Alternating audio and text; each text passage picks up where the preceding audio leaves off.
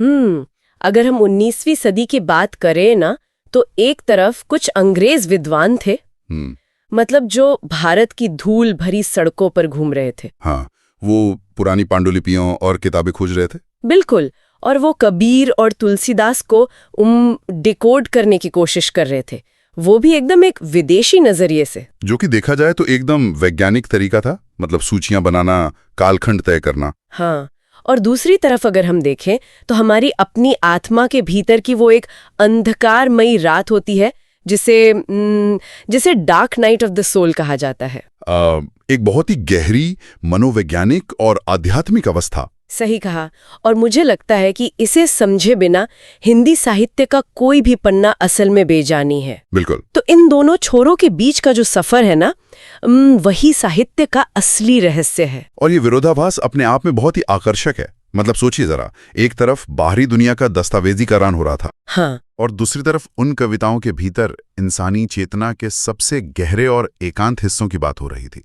हम अक्सर साहित्य को बस पन्नों पर छपी कुछ सुंदर पंक्तियों की तरह देखते हैं। बिल्कुल ऐसा ही होता है। लेकिन अगर गहराई में उतरें तो ये मानव विकास का सबसे सटीक नक्शा है। और यही आज की इस गहन चर्चा का मिशन भी है। मतलब आज हमारे सामने जो शोध पत्र और एकेडमिक दस्तावेज रखे हैं ना, वे हमें हिंदी साहित्य की आलोचना में बहुत गहराई तक ले जाते हैं। विशेष रूप से आचार्य रामचंद्र शुक्ल के उन भारी भरकम सिद्धांतों के भीतर। हाँ, जिन्हें अक्सर बस एकेडमिक सेमिनारों तक ही सीमित कर दिया जाता है। लेकिन आज हम ये डिकोड करने वाले हैं कि कैसे कविता और रहस्यवाद यानी मिस्टिसिज्म केवल परीक्षा में पास होने के लिए रटे जाने वाले विषय नहीं है। बिल्कुल नहीं। ये मानव आत्मा का विस्तार और एक बिखरे हुए समाज को जोड़ने के बहुत ही व्यवहारिक और कहूँ तो मनोवैज्ञानिक उपकरण हैं। और देखिए, ये चर्चा इस बात पर बिल्कुल निर्भर नहीं करती कि कोई साहित्य का विशेषज्ञ है या नहीं। सही बात है। ये चर्चा इस बारे में है कि इंसान इस दुनिया को आखिर कैसे महसूस करता है। हमारे स्रोत बहुत ही स्पष्ट रूप से इशारा करते हैं कि जब हम किसी महान रचना को पढ़ते हैं, हाँ, तो हमारे भीतर किस तरह के रासायनिक और मनोवैज्ञानिक बदलाव होते हैं। अच्छा, ठीक है, तो चलिए इस यात्रा की शुरुआत उस नींव से करते हैं जहां से इन कविताओं को एक वैश्विक पहचान मिलनी शुरू हुई थी। बिल्कुल, वो ऐतिहासिक नजरिया। हाँ, हमारे स्रोतों में एक बहुत ही दिलचस्प ऐतिहासिक संदर्भ है, जॉर्ज ग्रियर्सन की पुस्तक the modern vernacular literature of Hindustan और एफईके की a history of Hindi literature का प्रमुखता से जिक्र किया गया है। हाँ, और इसके साथ ही एवलिन अंडरहिल द्वारा कबीर पर किए गए विश्लेषण भी हैं हमारे सामने। बिल्कुल, ये वो पाश्चात्य विद्वान थे जो पहली बार हिंदी साहित्य का एक व्यवस्थित इतिहास लिख रहे थे। और यह सबसे दिलचस्प बात यह है कि 19वीं सदी के अंत और 20वीं सदी की शुरुआत तक हिंदी साहित्य का अध्ययन केवल स्थानीय मठों या दरबारी महफिलों तक ही सीमित नहीं था। मतलब ये विश्व स्तर पर जा रहा था। बिल्कुल। ग्रियर्सन जैसे लोगों ने जो किया वो किसी भी साहित्य के लिए एक बहुत बड़ी घटना होती है। उन्होंने एक ऐसा ढांचा तैयार किया जहां कबीर, सूरदास और तुलसीदास को केवल धार्मिक संतों के रूप में नहीं देखा गया, अच्छा, बल्कि उन्हें विश्व स्तर के विचारकों और कवियों के रूप में देखा जाने लगा। ठीक है, चलिए इसे समझते हैं। अगर मैं यहाँ एक तस्वीर उकेरने की कोशिश करूं तो ये कुछ ऐसा था जैसे सदियों से एक विशाल आसमान में अनगिनत तारे बिखरे पड़े थे। हाँ, बहुत सुंदर एनालॉजी है। कोई तारा तुलसीदास है तो कोई सूरदास है, कोई कबीर है। आम लोग उन तारों की रोशनी में जी रहे थे, उनके गीत गा रहे थे। बिल्कुल। लेकिन इन विदेशी विद्वानों ने आकर क्या किया? उन्होंने उन बिखरे हुए तारों को काल्पनिक रेखाओं से जोड़कर मतलब एक पूरा तारामंडल बना दिया। एकदम सही। उन्होंने दुनिया को बताया कि ये तारा किस काल का है, वो तारा किस परंपरा का है। हाँ, एक पूरा नक्शा तैयार कर दिया। और कमाल की बात देखिए, स्रोतों में सम भोजपुरी फोक सॉन्ग्स का भी जिक्र है। अरे हाँ, ये भोजपुरी लोकगीतों वाला हिस्सा बहुत महत्वपूर्ण है। ये साबित करता है कि यह अध्ययन केवल राज दरबारों के ऊंचे या शास्त्रीय साहित्य तक सीमित नहीं था। मतलब वो जमीन से भी जुड़े थे। बिल्कुल, ये विद्वान साहित्य की उन जड़ों तक भी पहुंच रहे थे जो सीधे खेतों से और आम इंसान की पसीने से जुड़ी थी। ग्रियर्सन ने यह समझा कि भारत का असली साहित्य वहां धड़कता है जहां कोई किसान हल चलाते हुए कोई पुराना गीत गुनगुनाता है। अरे वाह! तो उन्होंने इस पूरी विविधता को एक दस्तावेज में समेटने की कोशिश की। लेकिन नक्शा चाहे जितना भी सटीक क्यों ना हो, वो असली जमीन तो नहीं बन सकता ना। नहीं, वो तो है। मतलब विदेशी विद्वानों ने ये तो बता दिया कि हिंदी साहित्य का इतिहास क्या है, उसे अलग अलग खानों में बांट भी दिया, लेकिन स्रोतों से ये स्पष्ट होता है कि उस साहित्य की आत्मा, उसका असली मर्म उनकी पकड़ से कहीं ना कहीं छूट रहा था। बिल्कुल, क्योंकि साहित्य को केवल एक डेटा या सूचियों की तरह नहीं देखा जा सकता है। सही बात है। और यहीं से आवश्यकता महसूस होती है एक ऐसे नजरिए की जो संस्कृति में सांस लेता हो, और यहीं पर आचार्य रामचंद्र शुक्ल के विचार सामने आते हैं। हाँ, और अगर हम इसे बड़ी तस्वीर से जोड़ें तो पाश्चात्य दृष्टिकोण एक बाहरी नजरिया था। उन्होंने बस शरीर का ढांचा खड़ा कर दिया, लेकिन आचार्य शुक्ल ने उस ढांचे में धड़कन पहचानी। शुक्ल जी ने यह सवाल उठाया कि आखिर इस साहित्य का मतलब इन कविताओं का हमारे जीवन में असली उद्देश्य क्या है। केवल कालखंडों को रट लेना तो साहित्य नहीं है ना? बिल्कुल नहीं। स्रोतों के अनुसार शुक्ल जी का स्पष्ट मानना था कि कविता का काम केवल हमारा मनोरंजन करना नहीं है, ये मन बहलाव का कोई साधन नहीं है। तो फिर आखिर क्या है कविता का उद्देश्य? कविता दरअसल साधारणीकरण, जिसे हम यूनिवर्सलाइजेशन कहते हैं, उसकी एक बहुत ही जटिल लेकिन स्वाभाविक प्रक्रिया है। साधारणीकरण। अब ये साधारणीकरण शब्द सुनने में तो बहुत ही अकादमिक और भारी लगता है। हाँ, थोड़ा भारी तो है, लेकिन अगर हम स्रोतों में दिए गए इसके अर्थ को डिकोड करें ना, तो ये एक बहुत ही खूबसूरत मनोवैज्ञानिक घटना है। बिल्कुल। मतलब जब कोई पाठक किसी कविता को पढ़ता है या नाटक में किसी पात्र को संघर्ष करते हुए देखता है, तो उस क्षण क्या होता है, वो व्यक्ति अपनी मैं की सीमा से, यानी अपने व्यक्तिगत स्वार्थों और अपनी चिंताओं से पूरी तरह ऊपर उठ जाता है। और देखिए, यही साधारणीकरण का असली रहस्य है। इसे एक उदाहरण से समझते हैं। हाँ, बताइए। मान लीजिए कोई व्यक्ति किसी नाटक में एक ऐसे पिता को देखता है जिसने अपना बच्चा खो दिया है। अब दर्शक का अपना कोई बच्चा नहीं खोया है, लेकिन फिर भी उसकी आंखों में आंसू आ जाते हैं। ऐसा अक्सर होता है फिल्मों या नाटकों में। ऐसा क्यों होता है? क्योंकि उस क्षण वो दुख उस पात्र का निजी दुख नहीं रह जाता, और न ही दर्शक के एक अलग व्यक्ति रह जाता है।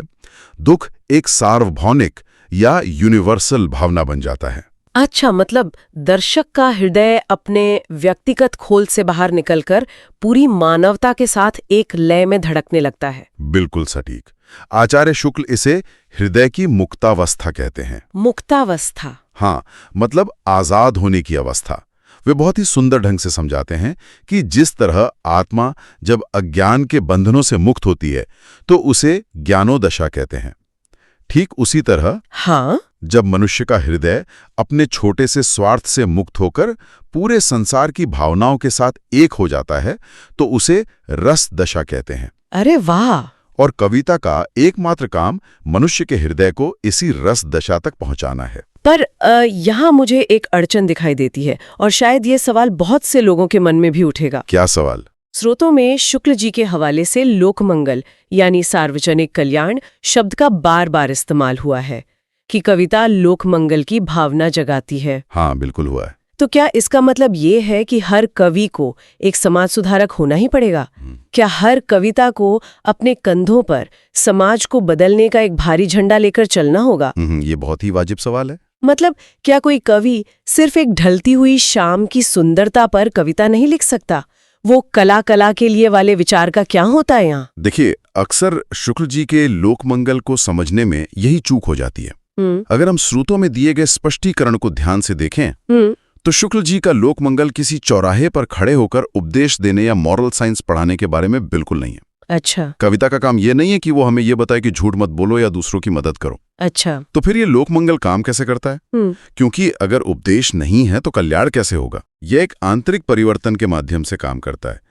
मतलब जब कोई कवि उस ढलती हुई शाम की सुंदरता का इतना मार्मिक वर्णन करता है कि उसे पढ़कर किसी इंसान के भीतर की कठोरता पिघल जाए। गहराई है इस बातों में। हाँ, जब वो व्यक्ति प्रकृति के साथ ऐसा जुड़ाव महसूस करे कि उसे पेड़ पौधों में भी जीवन नजर आने लगे, तो वो हृदय का विस्तार है। और शुक्ल जी का तर्क ये है कि जिस इंसान का हृदय इतना विशाल हो चुका है कि वो एक फूल के खिलने या मुरझाने से जुड़ सकता है, तो वो स्वाभाविक रूप से समाज में किसी को दुख नहीं पहुंचाएगा। बिल्कुल, यही तो बात है। आहा, मतलब लोकमंगल एक नतीजा है, कोई एजेंडा नहीं है। एग्जैक्टली सही पकड़ा आपने। कविता हमें हमारे भीतर से इतना संवेदनशील और विशाल बना देती है कि हमारे कर्म अपने आप ही समाज के कल्याण की दिशा में मुड़ जाते हैं। सटीक। ये कोई बाहरी नियम नहीं है जो हम पर थोपा गया है। ये हमारी आत्मा का विस्तार है, जहां हम दूसरों के दुख सुख को अपना समझने लगते हैं। और जब आत्मा का ये विस्तार अपनी चरम सीमा पर पहुंच जाता है ना, जब एक इंसान की चेतना इतनी फैल जाती है कि वो केवल दूसरे इंसानों या प्रकृति तक ही सीमित नहीं रहती, तो फिर वो कहाँ जाती है? वो इस पूरे ब्रह्मांड की उस अदृश्य अनंत शक्ति से जुड़ने की कोशिश करने लगती है। और तब हम साहित्य के एक नए और बहुत ही गहरे क्षेत्र में प्रवेश करते हैं। अच्छा, और यहीं से हमारी चर्चा उस दिशा में मुड़ती है जिसे रहस्यवाद या मिस्टिसिज्म कहा जाता है।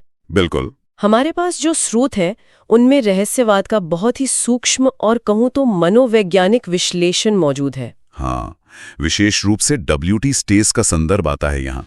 हाँ, स्टेस, जिन्होंने रहस्यवाद के अनुभव को दो मुख्य श्रेणियों में बांटा है, अंतर्मुखी और बहिर्मुखी रहस्यवाद। और स्टेस का ये वर्गीकरण ये समझने में बहुत मदद करता है कि रहस्यवाद कोई जादू टोना नहीं है, बल्कि ये चेतना की अलग अलग दिशाएं हैं। तो ये बहिर्मुखी रहस्यवाद क्या है? बहिर्मुखी रहस्यवाद, जैसा कि नाम से ही पता चलता है, बाहर की ओर देखता है। इसमें एक कवि या साधक अपनी खुली आंखों से दुनिया को देखता है, नदियों को बहते हुए, सितारों को चमकते हुए, और वो महसूस करता है कि ये सारी विविधता महज एक भ्रम है। उसे हर एक कण के भीतर, हर एक पत्ते के भीतर एक ही अनंत सत्ता या ईश्वर दिखाई देने लगता है। अच्छा, तो अगर बहिर्मुखी रहस्यवाद बाहर ईश्वर को देखना है, तो अंतर्मुखी इसका ठीक उल्टा होगा ना? मतलब बाहरी दुनिया से पूरी तरह कटकर अपने ही अवचेतन में गोता लगाना। बिल्कुल सही। अंतर्मुखी रहस्यवाद में साधक अपनी सारी इंद्रियों को बाहरी दुनिया से खींच लेता है। वो आंखें बंद करके अपने ही भीतर, अपनी चेतना के एकदम खालीपन में उतर जाता है। खालीपन में? हाँ, वहां न कोई रूप है, न रंग है, न शब्द है। सिर्फ एक शुद्ध बिना आकार की चेतना होती है, और उसी शून्य में वो उस अनंत को खोजने का प्रयास करता है। यहाँ बात सच में बहुत दिलचस्प हो जाती है, अगर हम इसे एक आसान एनालॉजी से समझें। हाँ, बिल्कुल। तो ये कृत्रिम रहस्यवाद और सच्चे रहस्यवाद का जो अंतर है, मतलब कृत्रिम रहस्यवाद ऐसा है जैसे आप बस आंखें बंद करके समंदर की कल्पना कर रहे हैं। बहुत बढ़िया तुलना है। जबकि सच्चा रहस्यवाद खुली आंखों से पानी की एक छोटी सी बूंद के भीतर पूरा का पूरा समंदर देख लेने जैसा है। सही बात है। लेकिन इसी शून्य में, इसी गहराई में उतरने की प्रक्रिया में एक बहुत ही शक्तिशाली और सच कहूं तो कंपा देने वाला कॉन्सेप्ट सामने आता है, जिसका हमारे स्रोतों में बहुत स्पष्ट उल्लेख है, dark night of the soul. हाँ, आत्मा की अंधकारमयी रात। बिल्कुल। ये रहस्यवाद का कोई ऐसा हिस्सा नहीं है जहां सब कुछ बहुत शांतिपूर्ण और आनंदमय हो।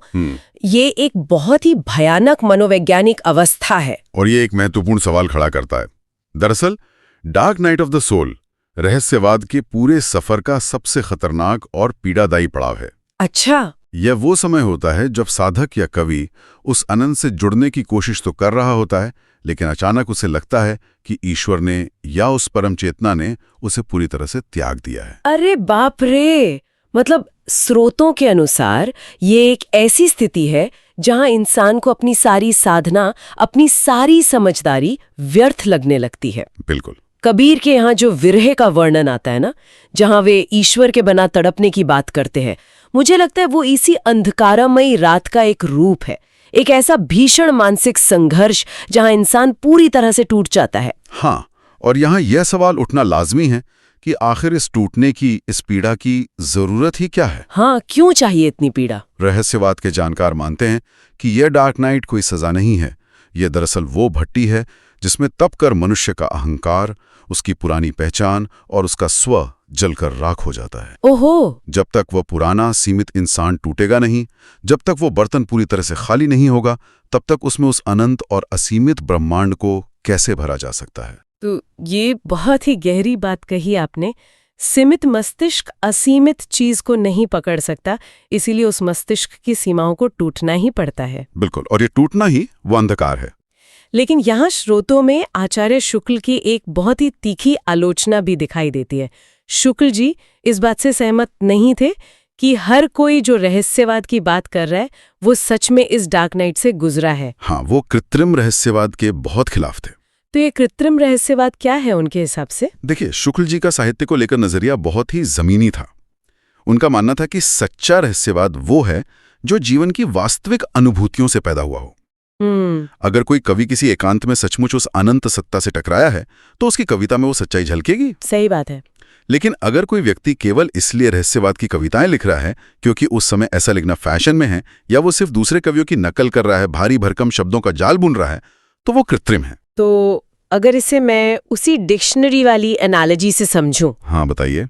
तो ये कृत्रिम रहस्यवाद कुछ ऐसा है जैसे किसी व्यक्ति ने दुख या शोक की डिक्शनरी वाली परिभाषा रट ली हो। बिल्कुल। वो दुख पर बड़े बड़े लेख लिख सकता है, शब्दों के खेल खेल सकता है, लेकिन उसने असल जिंदगी में कभी किसी अपने को खोया नहीं है। उसे इस दुख की चुभन का अंदाजा ही नहीं है। एकदम सटीक तुलना है ये। जबकि आचार्य शुक्ल उस साहित्य की मांग कर रहे थे जहां कवि ने सचमुच अपनी आत्मा की उस अंधकारमयी रात का सामना किया हो। और शुक्ल जी कबीर के रहस्यवाद का इसलिए तो सम्मान करते थे क्योंकि वो असली था। कबीर कोई किताबी ज्ञान नहीं बघार रहे थे। हाँ, वो तो पढ़े लिखे भी नहीं थे उस तरह से। बिल्कुल, वे जीवन के कड़वे सच और ब्रह्मांड के रहस्य को एक साथ जी रहे थे। शुक्ल जी के अनुसार सच्चा लोकमंगल और सच्चा रहस्यवाद एक ही सिक्के के दो पहलू हैं। कैसे? मतलब जब इंसान का अहंकार खत्म होता है तो वो समाज के दुख को भी अपना समझता है और ब्रह्मांड की अनंतता को भी। क्या बात है। तो चलिए, आज हमने जिन गहराइयों को छुआ है उन्हें एक साथ समेटने की कोशिश करते हैं। हमने शुरुआत की थी एक ऐतिहासिक नक्शे से। हाँ, ग्रियर्सन वाले नक्शे से। हमने देखा कि कैसे ग्रियर्सन और के जैसे विदेशी विद्वानों ने 19वीं और 20वीं सदी में हिंदी साहित्य, चाहे वो कबीर हो या गांव के लोकगीत, उन सबको दुनिया के सामने एक व्यवस्थित ढांचे में प्रस्तुत किया। ये एक बहुत जरूरी काम था। लेकिन फिर हमने ये भी समझा कि केवल नक्शे से साहित्य की आत्मा को नहीं छुआ जा सकता। आचार्य शुक्ल ने अपने साधारणीकरण और लोकमंगल के सिद्धांत से हमें बताया कि साहित्य आखिर काम कैसे करता है। ये हमें हमारे निजी मैं से आजाद करके पूरी मानवता की रसदशा तक ले जाता है। और अंत में हमने रहस्यवाद की उस शून्य अवस्था को देखा। स्टेज के अंतर्मुखी और बहिर्मुखी विचारों से होते हुए हम उस पीड़ादायक dark night of the soul तक पहुंचे। हाँ, जो आत्मा के अहंकार को गलाकर उसे अनंत के योग्य बनाती है। ये पूरी यात्रा साबित करती है कि साहित्य कोई ऐसा विषय नहीं है जिसे केवल स्कूल या कॉलेज में पढ़कर छोड़ दिया जाए। ये चेतना को विस्तार देने का मतलब एक विज्ञान है। और शायद इसीलिए आज के समय में इन सिद्धांतों पर बात करना और भी ज्यादा प्रासंगिक हो जाता है। बिल्कुल। साहित्य की ये गहराई हमें इस बात का एहसास कराती है कि इंसान होने का असली मतलब केवल सूचनाएं इकट्ठा करना नहीं है, बल्कि उन सूचना को अनुभूति में बदलना है। और यहीं से एक आखिरी विचार जन्म लेता है जो मैं यहाँ छोड़ना चाहूंगी। बताइए। अगर हम आज के दुनिया को इस पूरी चर्चा की कसौटी पर परखी, मतलब अगर सच्ची कविता और सच्चे रहस्यवाद तक पहुंचने के लिए, अपनी आत्मा को विस्तार देने के लिए उस गहरी, एकांत और पीड़ादायक dark night of the soul से गुजरना जरूरी है। हाँ। जहां इंसान अपने ही अकेलेपन से लड़ता है, ठहरता है और फिर निखरता है। मेरा मतलब है ठहरता है और निखरता है, जो कि बहुत धैर्य और ठहराव की मांग करता है ना। बिल्कुल। तो आज की इस शॉर्ट फॉर्म और तेज रफ्तार डिजिटल जिंदगी में जहां 15 सेकंड से ज्यादा किसी चीज पे ध्यान देने का धैर्य बचा ही नहीं है। सही बात है। क्या हम अनजाने में अपनी ही आत्मा का विस्तार करने की क्षमता खोते जा रहे हैं? ये एक बहुत ही डराने वाला विचार है। आज जब भी कभी कोई उदासी, कोई खालीपन या कोई अकेलापन घेरता है, तो उस डार्क नाइट में ठहर कर उस पीड़ा का सामना करने के बजाय हम तुरंत अपना फोन उठाकर उस खालीपन को कृत्रिम शोर से भरने की कोशिश करते हैं। बिल्कुल, हम भागने लगते हैं। हाँ, और अगर हम उस अंधकार में रात से भागते ही रहेंगे, तो क्या आज के दौर में उस गहरे रस और ब्रह्मांडीय रहस्यवाद से जुड़ने के लिए हमारे भीतर कोई जगह बचेगी भी? ये एक ऐसा गहरा सवाल है जिसका जवाब हम सभी को अपने अपने भीतर के शोर को शांत करके ही खोजना होगा। शायद इंसान के भीतर क्या चल रहा है, इसका कोई एक्सरे कभी नहीं बन पाएगा। हाँ, वो तो है। लेकिन बेहतरीन साहित्य हमेशा वो आईना बना रहेगा जो हमें दिखा देता है कि भीतर कहीं कुछ टूट रहा है या फिर कुछ बहुत विशाल आकार ले रहा है।